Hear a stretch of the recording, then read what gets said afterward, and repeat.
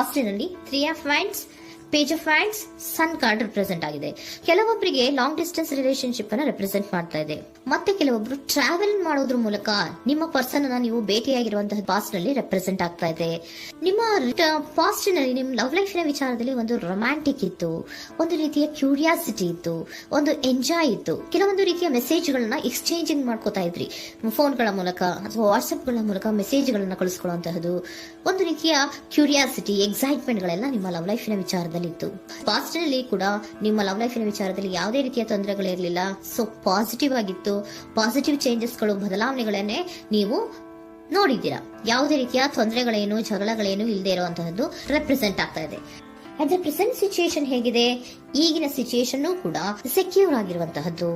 ನಿಮ್ಮ ಲವ್ ಲೈಫಿನ ವಿಚಾರದಲ್ಲಿ at present ಅಲ್ಲೂ ಕೂಡ, ಈ ಹಿಂದೆನೂ ಕೂಡ ನಿಮಗೆ ಚೆನ್ನಾಗೇ ಇತ್ತು, ಈಗಲೂ ಕೂಡ ಪ್ರೆಸೆಂಟ್ ಅಲ್ಲಿ ನಿಮಗೆ ಕಿಂಗ್ ಆಫ್ ಪ್ಯಾಂಟಿಕಲ್ ರೆಪ್ರೆಸೆಂಟ್ ಆಗ್ತಾ ಇರೋದ್ರಿಂದ ನಿಮಗೆ ಲವ್ ಲೈಫ್ ನ ವಿಚಾರದಲ್ಲಿ ಚೆನ್ನಾಗೇ ಇದೆ. ಸೊ ಒಂದು ಭದ್ರತೆ ಇದೆ.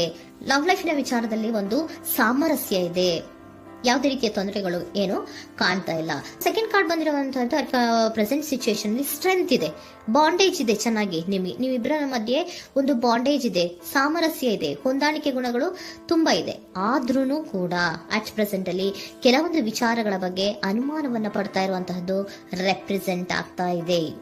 ಅಟ್ ಪ್ರೆಸೆಂಟ್ ಅಲ್ಲಿ ನೀವು ಕೆಲವೊಂದು ವಿಚಾರಗಳ ಬಗ್ಗೆ ನಿಮ್ಮ ಮೇಲೆ ನೀವು ಕೆಲವೊಂದು ಡೌಟ್ ಅನ್ನ ಪಡ್ತಾ ಇರುವಂತಹದ್ದು ರೆಪ್ರೆಸೆಂಟ್ ಆಗ್ತಾ ಇದೆ. ನಿಮ್ ಲವ್ ಲೈಫ್ ನಲ್ಲಿ ಕೆಲವೊಂದು ರೀತಿಯ ಭದ್ರತೆಗಳಿದೆ. ಸೊ ಯಾವುದೇ ರೀತಿಯ ತೊಂದರೆಗಳೇನೂ ಇಲ್ಲ, ಒಂದು ರೀತಿಯ ಗುಡ್ ಬಾಂಡೇಜ್ ಇದೆ. ಆದ್ರೂ ಕೂಡ ನಿಮ್ಮಲ್ಲಿ ಯಾಕೋ ಆತ್ಮವಿಶ್ವಾಸ ಇಲ್ಲ, ಆತ್ಮವಿಶ್ವಾಸದ ಕೊರತೆಗಳು ರೆಪ್ರೆಸೆಂಟ್ ಆಗ್ತಾ ಇದೆ. ಯಾವುದೋ ಕೆಲವೊಂದು ಅನುಮಾನಗಳು ನಿಮ್ಮಲ್ಲಿ ನಿಮ್ಮ ಲವ್ ಲೈಫಿನ ವಿಚಾರವಾಗಿ ಇರುವಂತಹದ್ದು ರೆಪ್ರೆಸೆಂಟ್ ಆಗ್ತಾ ಇದೆ.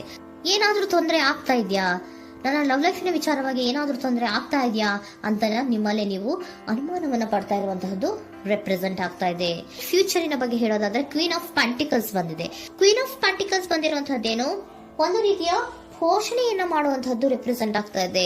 ಯಾಕಂದ್ರೆ ನಿಮ್ಮ ಲವ್ ಲೈಫ್ ನ ವಿಚಾರವಾಗಿ ಅಟ್ ಪ್ರೆಸೆಂಟ್ ಅಲ್ಲಿ ಕೆಲವೊಂದು ವಿಚಾರಗಳಲ್ಲಿ ಸ್ಟೇಬಲ್ ರಿಲೇಶನ್ಶಿಪ್ ಅಲ್ಲಿ ಇದ್ರು, ಒಂದು ಗುಡ್ ಬಾಂಡೇಜ್ ಇದ್ರೂ ಕೂಡ ನೀವ್ ಯಾಕೋ ಕೆಲವೊಂದು ವಿಚಾರಗಳ ಬಗ್ಗೆ ಅನುಮಾನವನ್ನ ಪಡ್ತಾ ಇರುವಂತಹದ್ದು, ಅದನ್ನ ರಕ್ಷಣೆ ಮಾಡೋದ್ರೊಳಗೆ ಹೆಚ್ಚು ಗಮನವನ್ನ ಕೊಡ್ತಾ ಇರುವಂತಹದ್ದು ರೆಪ್ರೆಸೆಂಟ್ ಆಗ್ತಾ ಇದೆ.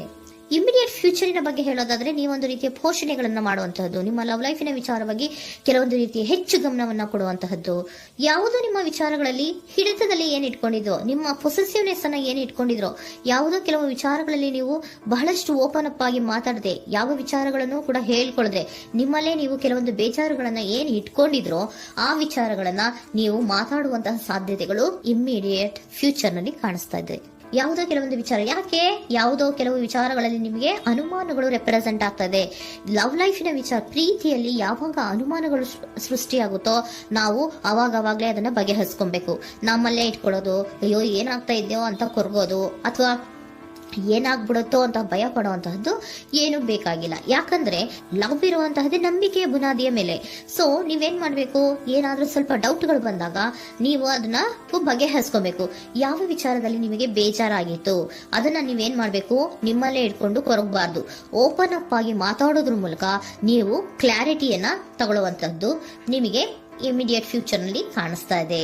ಯಾವುದೇ ವಿಚಾರಗಳ ಬಗ್ಗೆ ನೀವು ನಿಮ್ಮ ಲವ್ ಅನ್ನ ಅಥವಾ ನಿಮ್ಮ ಪ್ರೀತಿಯನ್ನ ಭದ್ರವಾಗಿ ಉಳಿಸ್ಕೊಳ್ಳೋದಕ್ಕೋಸ್ಕರವಾಗಿ ನೀವು ನಿಮ್ಮಲ್ಲೇ ಇಟ್ಕೊಂಡಿದ್ದಂತಹ ಅಥವಾ ಕೆಲವು ಬೇಜಾರಿನ ವಿಷಯಗಳ ಬಗ್ಗೆ ನೀವು ಹೆಚ್ಚು ಮಾತಾಡಿ, ಓಪನ್ ಅಪ್ ಆಗಿ ಕೆಲವೊಂದು ವಿಚಾರಗಳ ಬಗ್ಗೆ ಮಾತಾಡುವಂತಹದ್ದು ಮತ್ತೆ ಅದನ್ನ ಕ್ಲಾರಿಟಿಗೆ ತಗೊಳ್ಳುವಂತಹದ್ದು ರೆಪ್ರೆಸೆಂಟ್ ಆಗ್ತಾ ಇದೆ.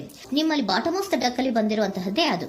ಖುಷಿಯಾಗಿರ್ಬೇಕು, ಸಂತೋಷವಾಗಿರ್ಬೇಕು, ನಮ್ಮ ಲವ್ ಲೈಫಿನ ವಿಚಾರದಲ್ಲಿ ಒಂದು ಎಂಜಾಯ್ ಇರಬೇಕು, ಮತ್ತೆ ನೆಮ್ಮದಿ ಇರಬೇಕು, ಯಾವುದೇ ರೀತಿ ಗಲಿಬಿಲಿಗಳಿರಬಾರ್ದು ಅನ್ನೋಂತಹದ್ದೇ ನಿಮ್ಮ ಎನರ್ಜಿಯಲ್ಲಿ ರೆಪ್ರೆಸೆಂಟ್ ಆಗ್ತಾ ಇರೋದು. ಅದಕ್ಕೋಸ್ಕರನೇ ನೀವ್ ಏನೇನು ಕೆಲವೊಂದು ಸ್ವಲ್ಪ ಅನುಮಾನವನ್ನ ಪಡ್ತಾ ಇದ್ರಿ ಅಥವಾ ಕೆಲವೊಂದು ವಿಚಾರಗಳಲ್ಲಿ ನೀವು ಡಿಸ್ಟರ್ಬ್ ಆಗಿದ್ರಿ, ಓಪನ್ ಅಪ್ ಆಗದೆ ಹೇಳ್ದೆ ನಿಮ್ಮಲ್ಲೇ ನೀವು ಬೇಜಾರನ್ನ ಮಾಡ್ಕೊಂಡು ಏನು ಕೆಲವು ವಿಚಾರಗಳ ಬಗ್ಗೆ ಕೊರಗ್ತಾ ಇದ್ರಿ, ಅದನ್ನ ನೀವು ಓಪನ್ ಅಪ್ ಆಗಿ ಮಾತಾಡಿ ಅದರ ಬಗ್ಗೆ ತಿಳ್ಕೊಳ್ಳುವಂತಹದ್ದು, ಅದನ್ನ ಕ್ಲಾರಿಟಿಗೆ ತಗೊಳ್ಳುವಂತಹದ್ದು ನಿಮ್ಗೆ ರೆಪ್ರೆಸೆಂಟ್ ಆಗ್ತಾ ಇದೆ.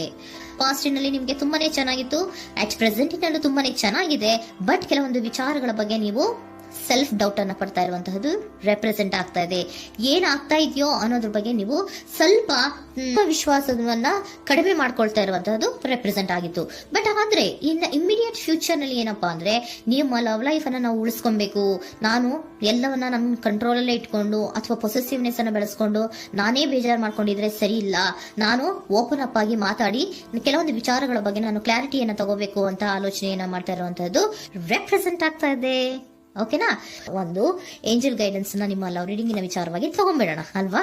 The situation will improve. ಸಿಚುಯೇಷನ್ಗಳು ಇಂಪ್ರೂವ್ ಆಗತ್ತೆ. ನೀವು ನಿಮ್ಮಲ್ಲೇ ಇಟ್ಕೊಂಡು ಹೊರಗಬೇಡಿ. ಯಾವುದೇ ವಿಚಾರಗಳನ್ನ ನಾವು ಓಪನ್ ಅಪ್ ಆಗ್ಬೇಕು. ನಾವೇ ಬೇಜಾರು ಮಾಡ್ಕೊಂಡ್ರೆ ಅವ್ರಿಗೆ ಏನ್ ಅರ್ಥ ಆಗುತ್ತೆ, ನಿಮ್ ಪರ್ಸನ್ಗೆ ಏನ್ ಅರ್ಥ ಆಗುತ್ತೆ, ಏನಕ್ಕೆ ಬೇಜಾರು ಮಾಡ್ಕೊಂಡಿದ್ದೀರಾ ಅಂತ ಅವ್ರು ತಿಳ್ಕೊಬೇಕು ಅಲ್ವಾ. ನಿಮ್ಗೆ ಅವರಲ್ಲಿ ಏನೇ ರೀತಿ ಕ್ಲಾರಿಟಿ ಬೇಕು ಅಂದ್ರೂ ಕೂಡ ನೀವು ಮಾತಾಡಿ ಕ್ಲಿಯರ್ ಮಾಡ್ಕೊಳ್ಳಿ. ಅವಾಗ ಏನಾಗುತ್ತೆ, ದ ಸಿಚುಯೇಷನ್ ವಿಲ್ ಇಂಪ್ರೂವ್ ಆಗತ್ತೆ. ಇದಿಷ್ಟು ನಿಮ್ಮ ಮಂತಿನ ಲವ್ ರೀಡಿಂಗ್.